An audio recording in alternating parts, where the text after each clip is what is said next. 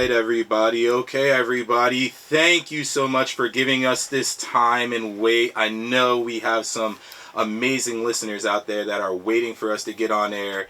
We had a little bit of trouble, but we're in here on Friday, 4 to 5. You know what time it is. It's time for Coin Toss. So we got ourselves some introductions, obviously.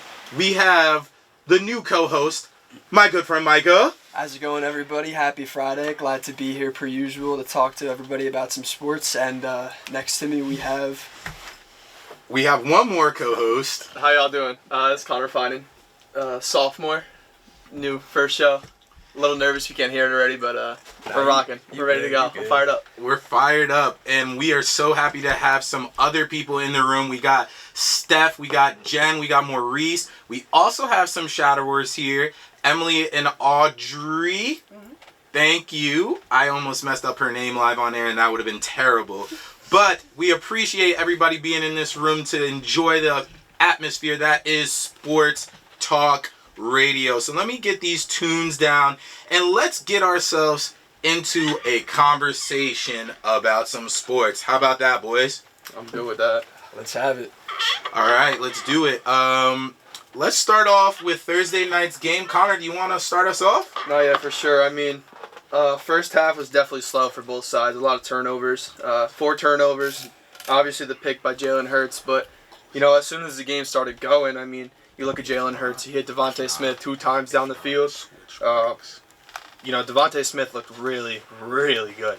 Yeah, I mean, I'm not going to lie. First play, what was it? The first drive, Devontae had that 40-yard bomb or something like that? It was one of the first drives. He had the 40-yard bomb. If, you know, Jalen leads him correctly, I think it's definitely a walk-in touchdown like the second one. But, you know, he did well. Through the first two, my bad to interrupt you. I think through the first 2 games this year, Devonta Smith is really showing that he genuinely can outperform A.J. Brown as the wide receiver one in this offense. For sure. And A.J. Brown is, I think most would agree going into the season, is a top 10 receiver in football, but Devonta Smith is really starting to come into his own, and I really think his ceiling is higher than A.J. Brown's is and ever was, and he's really starting to show at these first 2 games. That's a good take. I like that a lot. Yeah, and it's crazy because one of the highlights, even though it was more of a low light in that game, was an argument that seemed to happen between quarterback Jalen Hurts and A.J. Brown, and a lot of people did say 4 targets and 50-something yards, or was it even less than that, 30-something yards, I believe. You want to bring up the stats from last night? AJ went 4 for 29. He had 6 targets, 7.3 a catch. I mean, look, if you're going to win a football game and you're AJ Brown, don't be a diva. You won the football game. Don't get angry. Come on now. Exactly, and not every game can have Jalen Hurts throwing for 250 and 4 touchdowns, spreading the ball out. You had a huge game from DeAndre Swift on the ground, his career best game with, I want to say, 170 yards and a touchdown on 28 carries last night. Like, your teammates all need to shine. I don't understand why you're getting so heated on the sidelines. You're going to get your targets and your money's worth. But the problem becomes, like you guys said, or as Connor stated, does this mean now that A.J. Brown is no longer going to be the future wide receiver one there? And that becomes his issue because he's getting paid to be the guy. He is supposed to be the guy, not Devontae Smith. Not saying that Devontae Smith can't be wide receiver one out on any team in the NFL. No, for sure, yeah. But you paid A.J. Brown to be Jalen Hurts' number 1 receiver, to have 1,500 every year. And now it's looking like there is more of a connection between Jalen Hurts and Devontae Smith. You know, if you're looking at the first 2 weeks, I can't off the top of my head know what A.J. Brown had week 1, but, you know, last year he went out, he popped off. And if we're going into 2 weeks now, we can't overreact. I think Devontae Smith has looked insanely good. I think he looks a lot better than last year to this point. But at the end of last year, too, he was going off, especially in the Giants game towards the end of the year. Yeah. And it definitely had to be in the back of A.J. Brown's mind, too, this offseason going into the year. The draft capital that the Eagles had invested in Devontae Smith, Absolutely. There's no way that you can't think he has the upside to be that number 1 in that offense. Even if it's a 1A, 1B situation, I don't think he would be able to write that off at all, despite how good of a year he had to end last year in Philly. Yeah, and that talk leads me into my next part is the wide receiver one on the opposite side of the field, Justin Jefferson and the Vikings. 0-2 to start the year, but I've heard people talk about they shouldn't be upset as Vikings fans because both games were competitive. They weren't out of either one of those games. They were in the beginning. They fought back. Kirk Cousins goes for 4 TDs against the Eagles with 0 picks, over 300 yards. Are you guys afraid of what the future is for Justin Jefferson and the Vikings, or do you think they get it together? Look, I'm afraid, honestly. I am. You can't lose to the Tampa Bay Buccaneers week 1, and you're only putting up 17 points. You're turning the ball over. You showed it a lot on Thursday night. You know, there's a Bilal Powell, I think his name is, the returner, had a fumble. Madison fumbled the ball. Like, you can't do that if you're an offense that, you know, is playing in a very competitive NFC North. You can't get behind 0-2. I think now their playoff chances are very, very slim, especially with the Lions and the Packers looking really good in week 1. You can't play like that. You can't go down to 0-2. Agreed. And I don't think you can't fault Kirk Cousins for the entirety of them being 0-2. I mean, he's over 300 yards in each of his first 2 games, and he's got 6 touchdowns through 2 games. Justin Jefferson continues to look like the second coming of Randy Moss. Jordan Addison looks absolutely phenomenal and like a slam dunk draft pick with a touchdown in each of his first 2 career games. Hawkinson obviously looks like TJ Hawkinson, like everybody thought he would look like.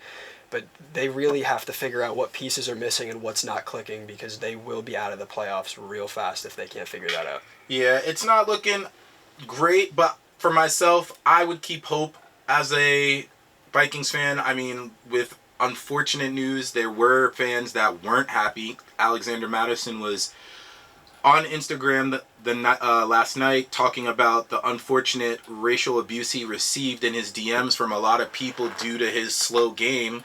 And, you know, they are looking at him to be the number 1 guy, not just fantasy, but for that team. I would just tell fans, 1, that's unacceptable, but 2, don't be afraid yet. You have a full season to get it together. You got time for sure. You have time. Alexander Madison, yes, you were fumbling, but, like, he wasn't the only one. I think Swift fumbled. Jalen Hurts might have thrown a pick. Like, it was... Kirk got strip sacked. There wasn't a lot of turnovers on the Eagles side. I know Josh that Sweat, right? right? It was Josh Sweat stripped Kirk Cousins. But yeah. It was all over the place as a team. Yeah, sorry to cut you off, but, I mean, if you're the Vikings, you really got to clean it up. It's not the offense, man.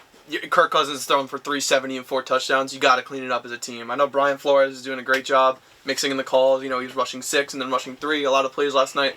Very creative. Could be a head coach somewhere. But, you know, as a team, it's the little things. You cannot fumble the ball on a punt return. You cannot, you know, do all the things that they did last night to only lose by 6. And they had 4 turnovers. Can't do it.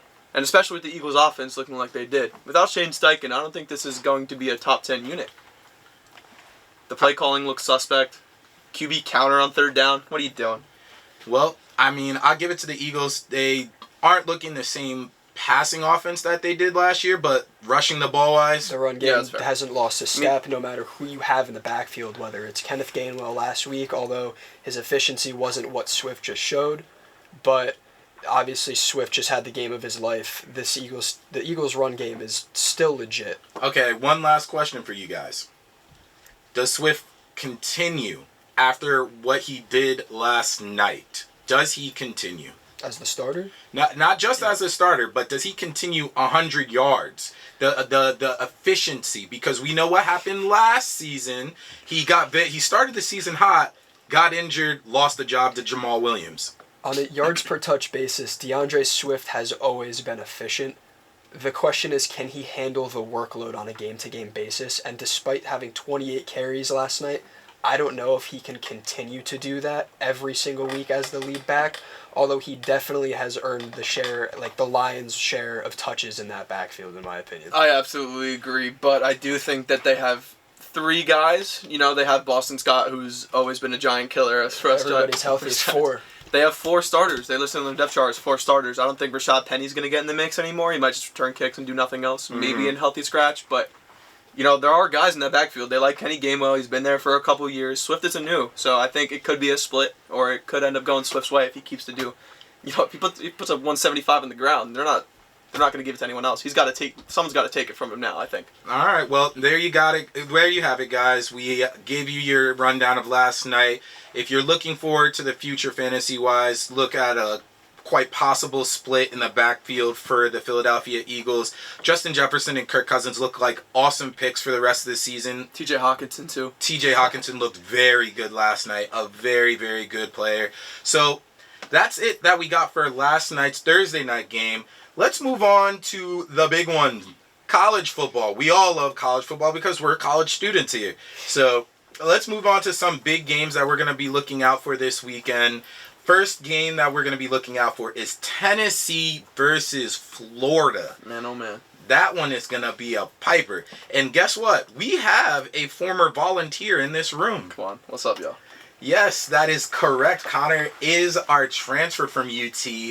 But I don't know, Connor. Is it going to be good for you guys this week? I don't think it's all sweet and dandy as everyone's going to think it is. You know, the Vols haven't won in the Swamp, what is it, since 2003? Yep. And obviously there haven't been good years in there, but there has been some good years. But, you know, this team especially, you got a new quarterback coming in, Joe Millen. It's only his third game. Kid's got a rocket of an arm, but can he play quarterback? Who knows? And you have questions in the running game, the receiving game. I don't think it's all going to be very sweet. Florida's not ranked, but it's SEC football. You never know. It's very important for UT to pull this off. Like you said, 10-year layoff from beating Florida at the Swamp. And they dropped 9 in a row. That's a consistent whooping. And going off last week, you know, Austin Peay. I don't even know how to enunciate the name, but they didn't play good. It was a 6-6 game at halftime in Neyland. I don't think it's all sweet. It might be all Gators this weekend. Who knows? I mean, it's the first big test for both teams. Michael, what are you looking forward to this week? Any? In that game specifically, I'm taking Tennessee to end that drought. But honestly, obviously, I can see it going either way, like you guys had mentioned. Yeah, it's crazy. It's the first big test for both teams. I know that Florida already has a loss under their belt. They had a big game versus Utah for their season opener, and that was a 24-11 loss. But Florida is a rebuilding team currently. They are not the Florida of Tim Tebow era. So obviously this team should be beatable for the Tennessee Volunteers. And last year, Volunteers did win at home 38-33. Obviously, you had Jalen Hyatt on that team who was beating every team in college downfield, and you had a quarterback that was pretty good too. This year, it's very different, but it should be a good game. Tennessee is coming in 2-0, 11th ranked.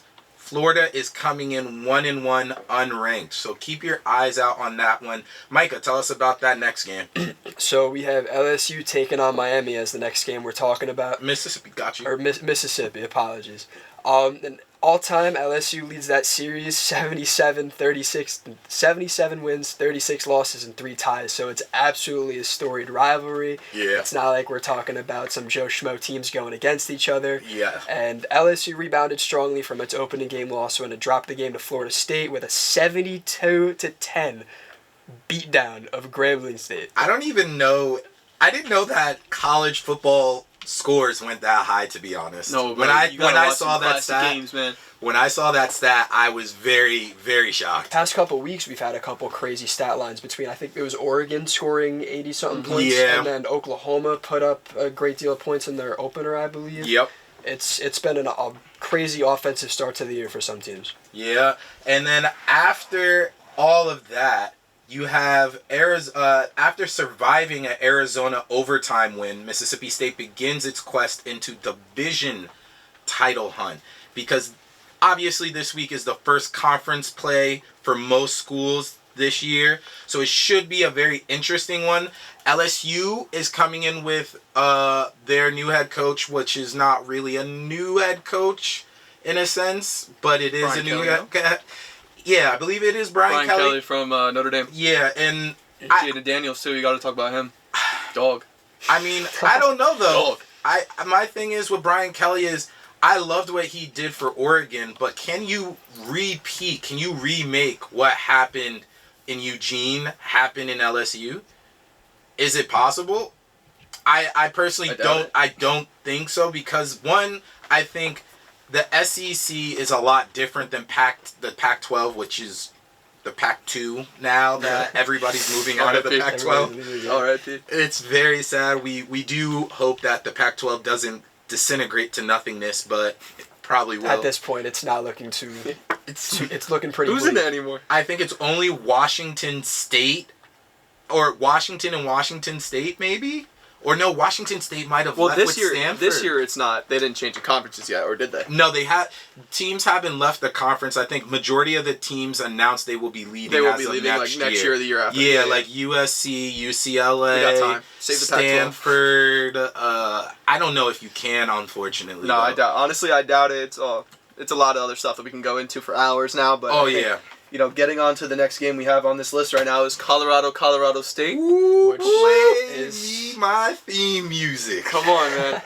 Play me my theme music. I think we all know how this is gonna go. Oh. Colorado is going to Oh. destroy. Coach Prime is going to lead yet another absolute, just offensive masterclass with Bloodbath. his son at quarterback. I mean, and Travis Hunter, that team is just unstoppable in every facet of the game. They got two Heisman contenders, man. I'm serious about that too. If they get ranked wins against USC, Oregon, Shedeur Sanders is going to be in that conversation at the end of the year. that is a conversation that people have been starting to talk about. Shedeur Sanders, the son of head coach Deion Sanders, is probably putting himself in the best position to win a Heisman, which I don't think his father ever did in college. Did he? Did Deion win? Let me look it up. Let me look it up. Yeah, look that up for us, Connor. But his son, as of right now, has 903 yards, 6 TDs, and not a single interception in 2 games. Absolute clean book of stats, and his draft stock is rising every single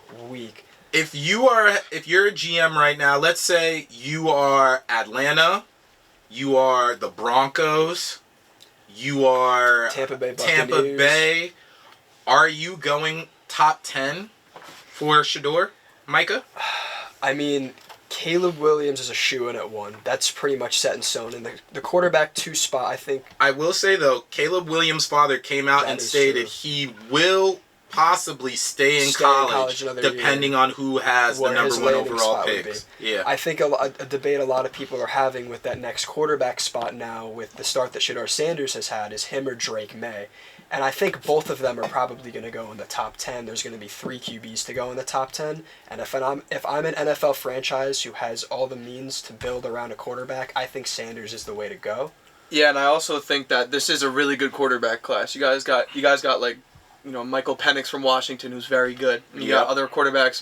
Even off the top of my head, I can't really think of anyone right now, but Quinn Ewers is he? Quinn Ewers, yes. Yes, Texas. Quinn Ewers is going to be an amazing quarterback, Oh, I yeah. think, in the at the NFL This level. could be an historical draft class with quarterbacks. I remember. Yeah. I think this is the most hyped quarterback draft class since the Baker, Rosen, Darnold. I got a stat.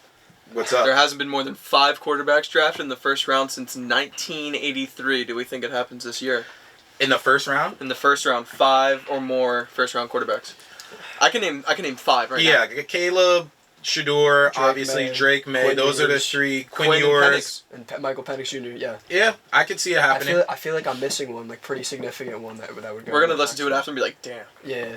how do we do it?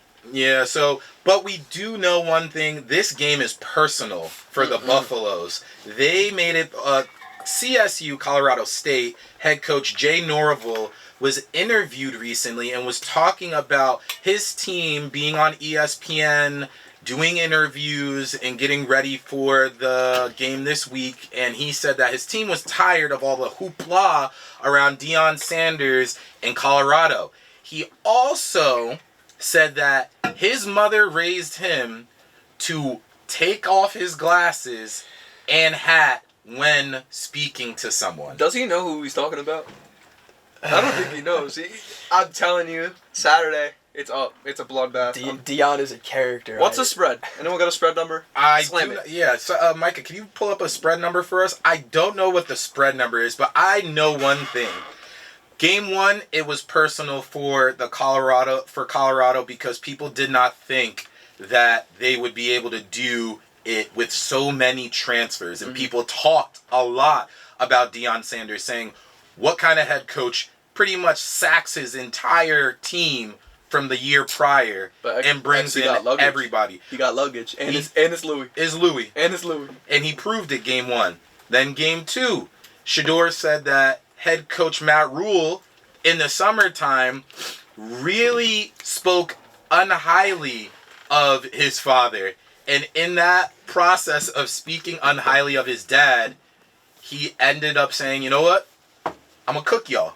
And he cooked for sure. them pretty well. So we already know this game is going to be personal. It shall be interesting to see what happens. And I honestly cannot wait. If you want to catch any of these games, they will all be on tomorrow at varying times. I know the Colorado State game, 10 o'clock on ESPN. I believe the LSU Mississippi game is a 5 o'clock game. And I believe the Tennessee Florida game is a morning-ish game. 1 o'clock start. Yeah, more likely. That'll be the college game day game that they're probably going to No, No, they're college in- game they're day in is in Colorado. Colorado. Oh, it is. I must have missed that. McAfee's whole show was there today. Yeah. Everybody's been there this week because of what's going on with Dion and everybody. No, But the Buffs are up, man. the Buffs are up. The Buffs are up. They are up. So right now we have, right before we go to a quick break, we're going to give you guys the baseball scores from last night, obviously. Micah, hit us with those scores and highlights, buddy. All right, so the Yankees and Red Sox had a doubleheader yesterday, and they split that 1-1. The Yankees blanked them 5-0. Yankees blanked the Red Sox 5-0. I'm sorry. The Red Sox blanked the Yankees 5-0 behind a Trevor Story 3-run bomb, and then the Yankees came back and took the second game in the nightcap 8-5. Aaron Judge and Oswald Peraza both hit home runs in that one. The Pittsburgh Pirates beat the Washington Nationals 2-0, and Mitch Keller twirled 8 scoreless innings to continue to look like a breakout candidate that many GMs thought he would be. The Tigers beat the Cincinnati Reds 8-2. Former Philly and leadoff man for the Tigers, Matt Vierling, hit a grand slam. The Brewers topped the Marlins 4-2, and the Mets over the Diamondbacks 11-1, with Kodai Senga continuing Rookie of the year. Continuing to make a Rookie of the Year case. Six scoreless innings and 10 strikeouts, and his ERA finally dipped below 3. I'm telling you, look it up. I think Kodai Senga goes Rookie of the Year. No, and Corbin Carroll. But they touched up Carroll. Corbin Carroll is Rookie. There's no way that you can argue against Corbin. It's got to be Corbin Carroll. I'm telling you, by end of the year, Kodai Senga, watch out. And there's a possibility that if he keeps on striking 10 per game, he's not getting the side. Don't even. Sigh. You think that he's going to beat out Justin Steele and Sigh. Blake I am Snell? a Mets fan. All right, goodbye. That's probably why. All right, back to the scores. The Texas Rangers took down the Toronto Blue Jays 9-2. Corey Seager, who, in my opinion, if he had played the whole year, would probably be second in the AL MVP voting behind Shohei Ohtani. 3 for 4 with a homer and a double. The Rays edged the Orioles 4-3, with Luke Raley hitting a go-ahead home run in the 7th inning off of Kyle Bradish. And then the Twins took down the White Sox 10-2, with Royce Lewis continuing to rake with a 2-run shot, and Kenta Maeda spinning 7 innings with 2 earned runs and 8 punch-outs.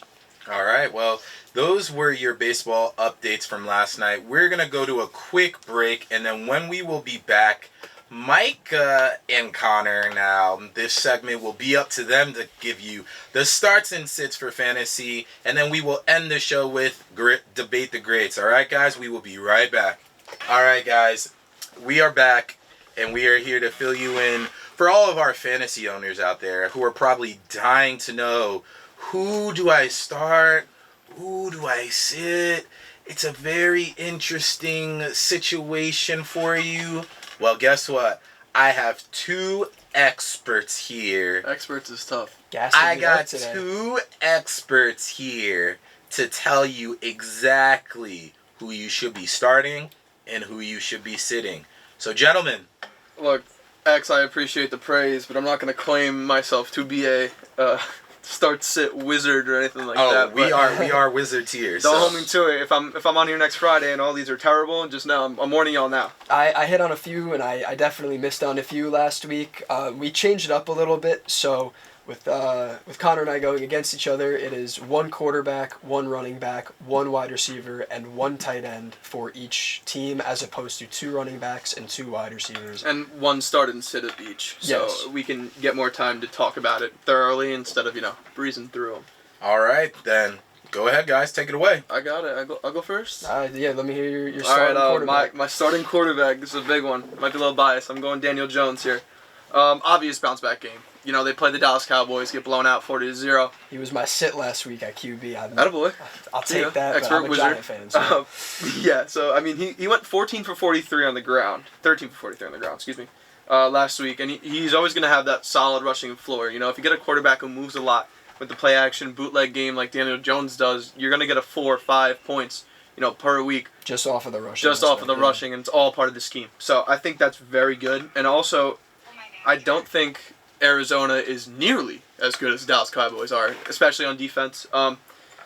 2 picks is probably not going to happen again. Knock on wood, hopefully, as a Giants fan. But, yeah, I think that's pretty good. Pretty good start. So my quarterback to start this week is Jared Goff for the Detroit Lions. I will be beating the drum all season that Jared Goff is criminally underrated. Last time he played Seattle last season, he went for 378 yards and 4 touchdowns, and he had T.J. Hawkinson in that game, but no Amon-Ra St. Brown, which is the huge difference this time around. Amon-Ra is so good. Oh, he's amazing. And I love him. Goff has gone 359 consecutive passes without a throwing pick. an interception. Yes, I heard which about is the this. 3rd longest streak in NFL history. It's absolutely Do absurd. you know what the most is? I want to. I'll bring it up for you guys. It Let was me it's see if I can- 400 some. I want to say Drew Brees is my guess. Oh, really? That's a good pull. I like that. I'll look it up for you. Go ahead. But yeah, you're up for your running back that you think you should start this week. We're doing it like that, or do you want to do the sit quarterback first? We can do the. If we're on the quarterbacks, I want to talk about this quarterback, man. Go ahead. Who Justin Fields. Sit him everywhere if you can. If you can pick up Brock Purdy on waivers, if you can pick up anyone else. Tampa Bay, it's supposed to pour.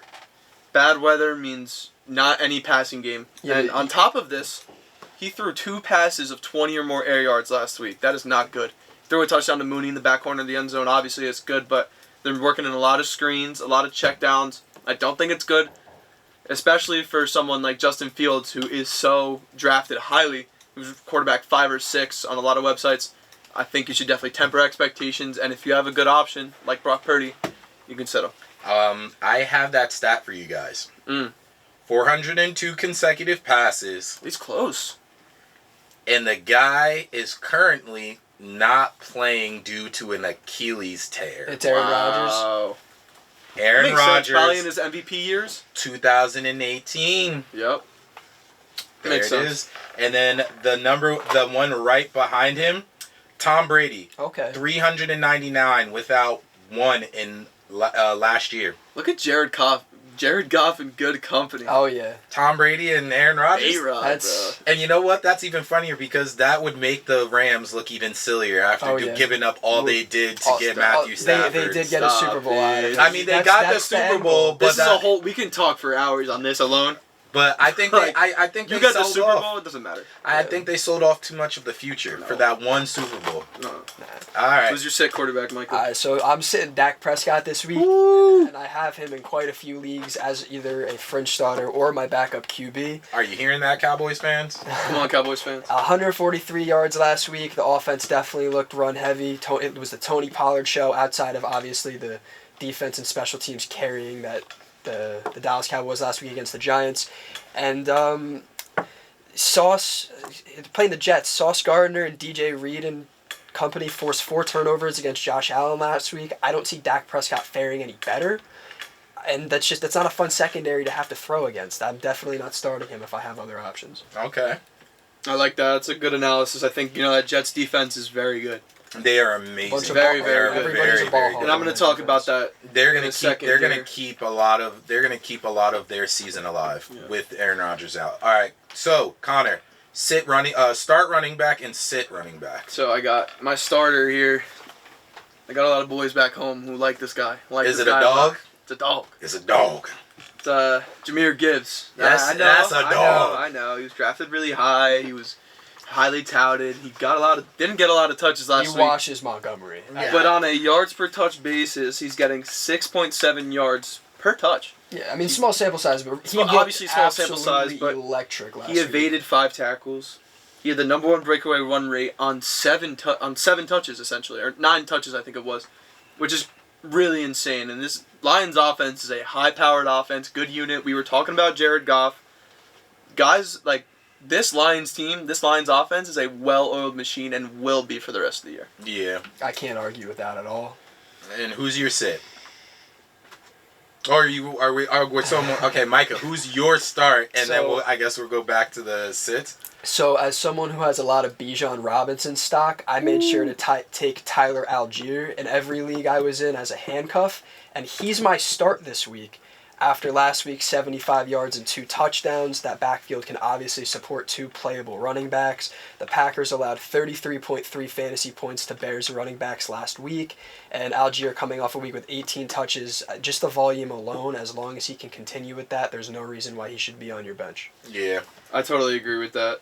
He got he got a lot of garbage time touches, but even in that garbage time touches, he looked amazing. I mean, regardless, even if this is a 50-50 split, how many times they're running the ball and you give half of those to Algier, he's going to get 15 plus. Yeah. This is a very pound the rock, run the damn football type of team, and it's not really close. I think they run the ball most out of anyone in the league. All right, so who are our sits for this week? I'm saying Dalvin Cook here. Now, listen, I know I'm a Breece Hall owner. I have a lot of Breece Hall, but I think all these Jets, especially without Rodgers, coming off the injury, devastating. Starting Zach Wilson, maybe another option comes in towards the end of the year, but as of right now, they've been practicing all summer with Aaron Rodgers at quarterback, and you think Zach Wilson is going to come in and make this team, bring them to the level that they were at? No, everyone's going to be worse. The stock is down.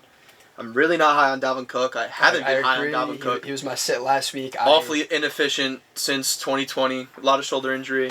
A lot of things could happen. But if one of those running backs goes down, it's a lot of touches out of that backfield, especially with Rodgers out now. Agreed. So for my sit running back this week, I'm going Brian Robinson Jr. from the Washington Commanders, who I do respect. I mean, his story coming back, walking out of the tunnel to Many Men by 50 Cent last year was one of the hardest moments I can remember in sports. But he's a career 3.8 yards per carry guy, and the Broncos were top 10 in the NFL last year in terms of fewest rushing yards per game allowed and rushing touchdowns allowed. And the Broncos they just held Josh Jacobs, who just came off the rushing title in the NFL. They held him to 19 carries for 48 yards. I see no way that Brian Robinson Jr. is going to outperform Josh Jacobs in any aspect of the game. Who's the best lineman on Washington right now? Do you even know? I don't even think. Is it Charles Alino Jr.? I think that might actually be the answer. Chicago Bears legend Charles Alino Jr. He had a good Madden mobile card a few years ago. Oh wait, which one? Which year? Oh God, 17 maybe? I want to say 18 maybe. Damn. Oh, okay. That's crazy. We're going receiver now? Yeah, let's move to receiver. Who are you starting? I got a lot of friends listening to this.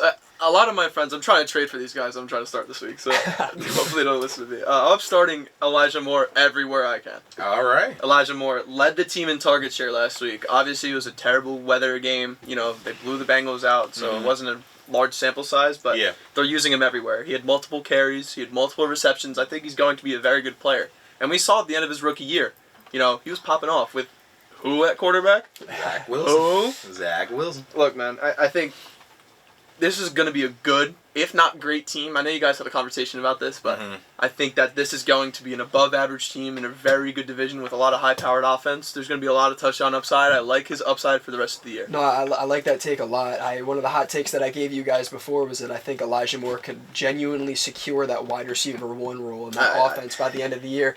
Listen, it's a bold take for a reason. I'm not saying it's going to happen, but I wouldn't be surprised at all if he ended up outperforming Amari Cooper throughout the rest of the year. Yeah. All right, so who's your start, Micah? Zay Flowers for the Baltimore Ravens. Yeah, baby. Yeah, baby. I am a big Zay Flowers truther. I thought he was amazing in college, and he's such a shifty guy. Why do you think that he's going to be a start for Baltimore this week? Simply just based off of target share. I mean, nine receptions on 10 targets last week for 78 yards, and 45% target share with Lamar Jackson at QB, which is unheard of for any wide receiver in that offense. 22 pass attempts, 10 going to Zay Flowers. Just the volume alone. I got one question, though. How do you feel about Mark Andrews potentially coming back into this lineup? Does that eat into his touches? I think it'll just increase the number of passes that Lamar Jackson throws, because I don't think he's going to throw 22 times again. I think he's going to throw something like 30 They're also playing times. The Texans, man. Like, they know they can get up and stay up, like, with that defense. But I also think that you know, if you're a player like Mark Andrews, you're getting schemed the ball. You know, you're a top 2, No, top 3 tight end in the league. I think he'll see at least 10 targets, but I don't think that means that Zay Flowers won't see 10 targets again. And I think if he does, that he's just going to vault himself into wide receiver 2 status for Who do they play? The Bengals? Yeah, I believe so. Yeah, Bengals, they play the Bengals, which I think that could definitely be a shootout. It's No, a yeah, Joe for Burrow sure. redemption I think game. it might even. Or the it's Bengals almost just a get blown out guarantee because for a Joe Burrow is the shootout. most overrated quarterback in the league.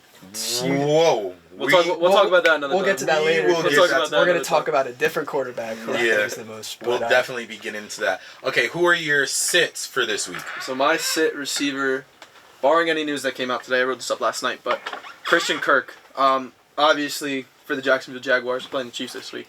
Calvin Ridley, man. Calvin Ridley, man. Week 1, Calvin Awesome Ridley. to see. Looking Jeez. crazy. I'm happy that he looks so good coming off of the suspension. Yeah. Like, we had, it's never easy to sit out a whole season and come back to be that guy again. Yeah. But Calvin Ridley is showing, listen, I did it in Atlanta. I could do it in Jacksonville. he shows no I can do it anywhere. rust at all. And it's Not a crazy. single bit. If he's looking like this for 3 years and he gradually starts to decline, this man could be playing into his 30s. Yeah. Mid-30s. Anyway, my analysis on, Christian Kirk. This is Ridley's offense, I think, now. They made that very clear. He had a crazy target share.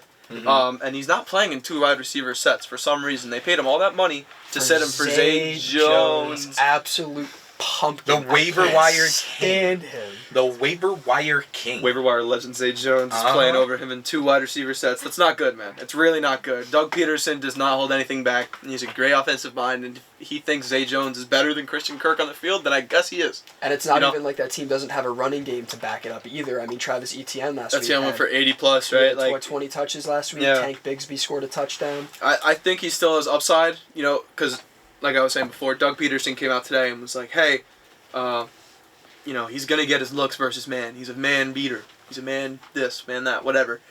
I think he's still going to get his looks. Is it going to be the Christian Kirk of last year?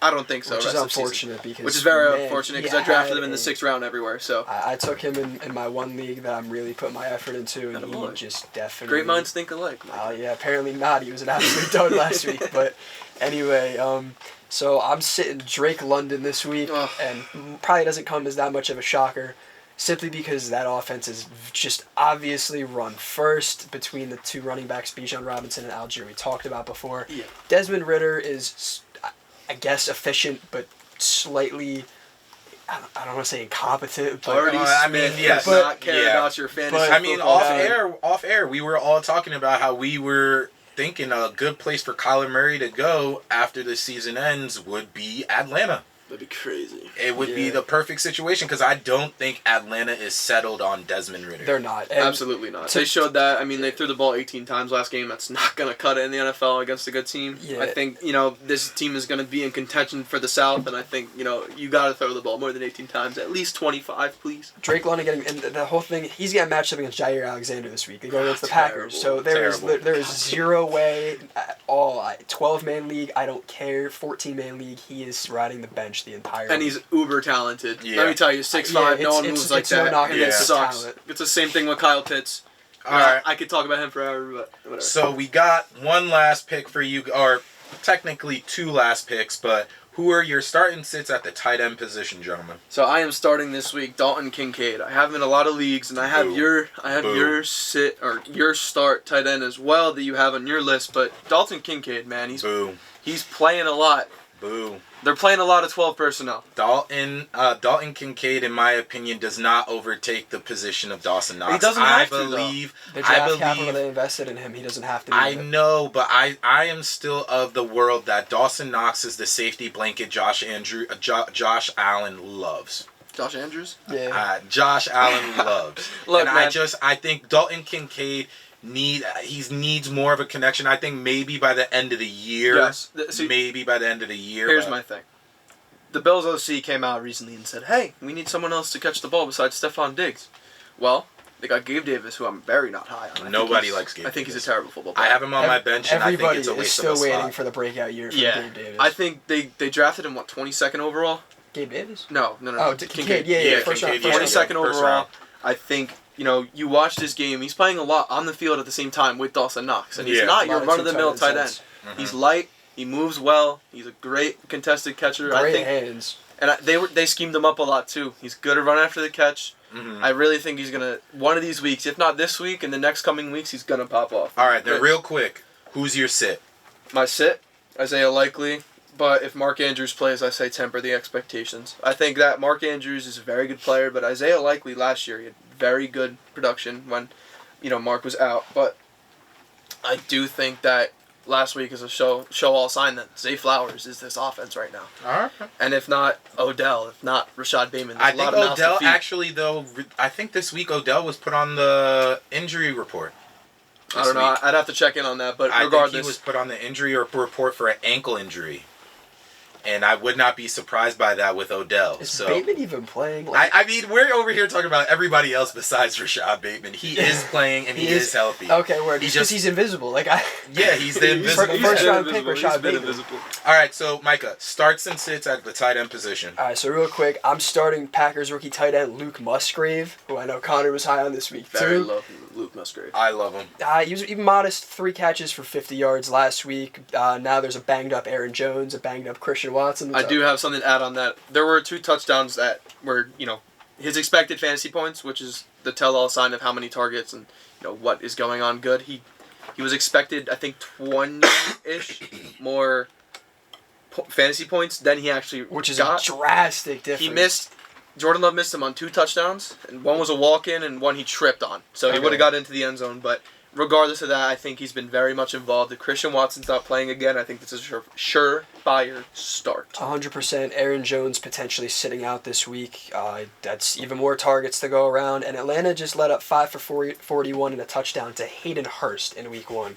And I think that Luke Musgrave is a better tight end and a better athlete than Hayden Hurst. Hayden Hurst is a dog, don't sleep. He is a dog, former first-round pick. All right, sit, so my boy. who's your sit? Guess who? Hayden Hurst. So, It's actually hilarious. 0 Dog. targets to, I believe how to say his name is Chigoziem Okonkwo Chicken Conquest. for the Chiggy boy. for the Titans, who I was high on going into the year. 0 targets last week against the New Orleans defense and inefficient rookie quarterback and Bryce Young throwing him the ball. I don't think he's going to have another repeat performance. I would definitely sit him this week if you can. All right, well, there you go, guys. There are your start and sits for the week. I hope you get to your lineups before the weekend starts. Please don't forget that, because if you do, you're more than likely going to take an L in fantasy.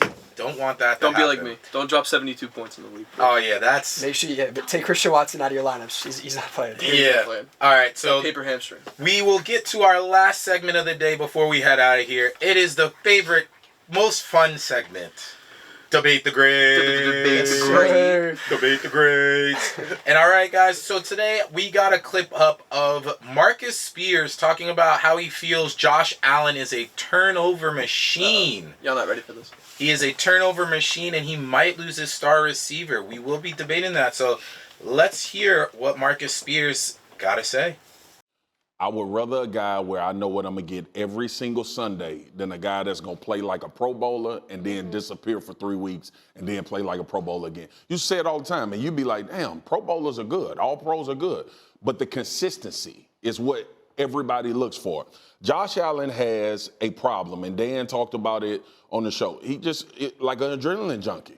Like, I can do this. My arm is strong. I'm finna see how far I can throw the football, and somebody down there. I hope something good happens, right? I hope so. And look, I get it. Like, I understand D-Wood energy, but, like, this is – the people want the Dak Prescott, Josh Allen argument. Right. Like, why y'all talk about Dak? Dak played quarterback for the Cowboys. They gonna be highly scrutinized more than anybody ever. So let's get over that. The point is, Josh Allen is a turnover machine.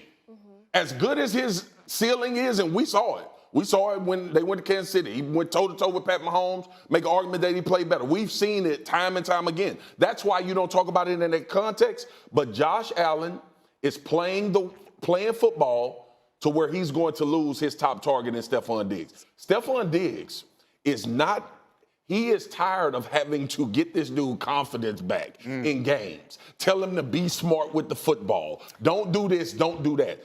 You are not going to win a Super Bowl with Josh Allen turning the football over like he does. All right, guys, that is the clip. Gentlemen, who wants to go first on this one? Who wants to go first? What is? I got it. I think I'm good on this one. Okay, go So, ahead, and then Mike can go after. I like Josh Allen. I do like Josh Allen. I think the best version of Josh Allen is an undisputed top 2 quarterback in the league. Now, last year, we all know we had that elbow injury. I'm not going to pull excuses for this year, but last year, the interception numbers were up. And I do think, as a whole, Josh Allen has everything you want. He has the arm. He has not insanely good accuracy, but he's accurate enough as a quarterback who scrambles. Mobility. And he's a very, very good rusher. I had him last year in fantasy on a lot of my teams, and I think he is one of, if not the best rushers in the NFL at the quarterback position. His career low, I'm looking at it, his career low in rushing touchdowns in one season was 6. Yeah. Career low. That's crazy. Jalen Hurts type numbers right there. But to my point, it's like if you're getting the best version of Josh Allen, if you're getting, the division, or I think it was the AFC chip game against the Chiefs version of Josh Allen, Yeah. where Where Gabe Davis absolutely popped off. and he's popping off, everyone's popping off, like, Yeah. that is an undisputed, to me, top 2 or 3 quarterback in the NFL, and I really don't think there's anything about that. I know, But 100%. To your point, I think I know what you're going to say. No, you're not going to get that every single game. Exactly, yeah. And looking at Josh Allen's numbers, his his interceptions per year over the last few years, last 3 years, 15, 14, and then this season, 3 and a lost fumble. Josh Allen is a gunslinger. That is never going to be lost on anybody's minds. The idea is, can he take care of the ball maybe a little more, and obviously that means turning the ball over less, because you are going to play later into games and you are going to be able to finish out games like they just did against the Jets. You're supposed to be able to finish games out like that, especially if Aaron Rodgers leaves with an Achilles injury. That game was Buffalo's to lose. And I think Josh Allen, I don't usually like to blame one player for a team's loss because football is a team sport, but Josh Allen with 4 turnovers against the Aaron Rodgers Jets, he is the reason they lost that game. And I wouldn't be surprised if he continues to play carelessly if Stephon Diggs doesn't request a trade midway through the season. And I'm gonna agree with you on that one. I think that he is an amazing fantasy quarterback. To your point, Connor, I'm looking at his fantasy stats right here. Since Josh Allen was brought into the league, he has never been outside of top 10 as a quarterback besides his rookie year. Mm-hmm. He was quarterback 21 his rookie year, and then he was quarterback 6, quarterback 1, quarterback 2. Yeah. He's a great fantasy quarterback. And what he does on the field, on the field is perfect for fantasy. But does it equate to winning games? Exactly. It doesn't. You got guys like Justin Fields and Kyler Murray when he's healthy who are fantasy studs, but that doesn't mean that they're going to be... Kind of off track right here. Where do you put Justin Fields in the quarterback ranking? Fantasy or real life? Real life. Oh, okay. Top 20. He's at the bottom of 20 for me. Top 20. I'm probably sitting like 14 to 18 range. Yeah, that's a good range. Yeah. Like right under like... I have right under like the Daniel Joneses? I have him in the same echelon as like Derek Carr. Yeah. Oh, I think he... Personally, I have him a little bit better than Derek Carr. But, I think it's close. But yeah, so... Regardless, look. Wait, hold up. I got to... Real quick. I got to remind everybody, we are at the top of the hour, so you are listening to WMSC, 90.3 WMSC Upper Montclair. We really do appreciate everybody for listening in. Connor, you can go ahead and get your last word, and then we're going to do our goodbyes. Look, man, I think Josh Allen, if he fixes it, if he gets right, if he's not turning the ball over, I think this Bills team has the potential to not only win the AFC East, but win the entire AFC in itself. I do think, how unlikely is that? Pretty unlikely, but... as to the point of the video, Stephon Diggs, there was a lot of drama in the offseason. If he does leave, not looking good for Josh Allen and the Buffalo Bills. Not at all. All right, guys. We appreciate everybody for tuning in with us and listening in. We really do appreciate it. So I gotta hit you with a nice little tune here. Such a good song. Amazing song. Such a good song. I can't hear it. It's coming. It's coming in there. You just gotta listen to it. I just want to say to everybody, thank you for everybody that showed up in the room today. Maurice on the camera, Jen and Steph in the back, recording and writing, and for our 2 shadowers, Emily and Adrian. Wait, Adrian? Is it Adrian? Andrea. I just Audrey. I'm still. I'm 4 tries. I'm murdering it here in the booth. But I just want to say to everybody, you can follow Coin Toss at Real Coin Toss on Instagram if you want to listen in and look out for more content because the team will be working on that, right, Yes, gentlemen? sir. Of course. We will be working on Stay that. tuned. Lots of exciting stuff to come and see. TikToks, Of course. YouTube, Reels, see you, man. whatever. all We'll see of what it. we got. So Stay remember, tuned. Follow up. Appreciate everybody for listening this week. Have a great and safe weekend. Enjoy Yes, some sir. football. we gotta watch the football. But as he just said, have a great weekend, and we will see you guys back here Friday, 4 to 5.